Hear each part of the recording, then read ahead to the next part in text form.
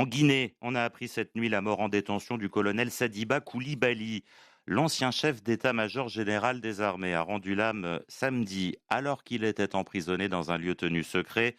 Le 14 juin dernier, il avait été condamné par le tribunal militaire de Conakry à 5 ans de prison ferme pour désertion et détention illégale d'armes.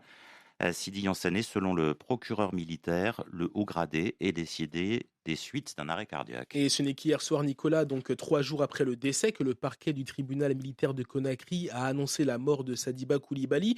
Le rapport d'autopsie indique que l'arrêt cardiaque, je cite, pourrait être imputable à un psychotraumatisme et un stress prolongé. Mais d'ores et déjà, Maître Lanciné Diabaté, l'un des avocats du colonel Koulibaly, rejette la version d'une mort naturelle. Sur des sites d'information guinéens, dont Guinée Matin, il explique que son client était en bonne santé avant son placement derrière les barreaux.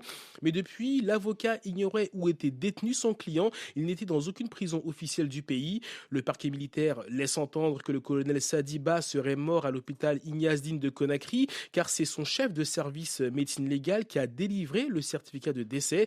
Mais là aussi, il y a trouble, car le parquet annonce une mort survenue samedi, mais le certificat de décès n'a été signé que 2 jours plus tard. Pour rappel, le général Sadiba Koulibaly, récemment rétrogradé colonel, était considéré comme le numéro 2 de la junte du CNRD jusqu'à sa brouille l'an dernier avec le président Mamadi Doumbouya et sa condamnation et sa radiation de l'armée il y a une dizaine de jours.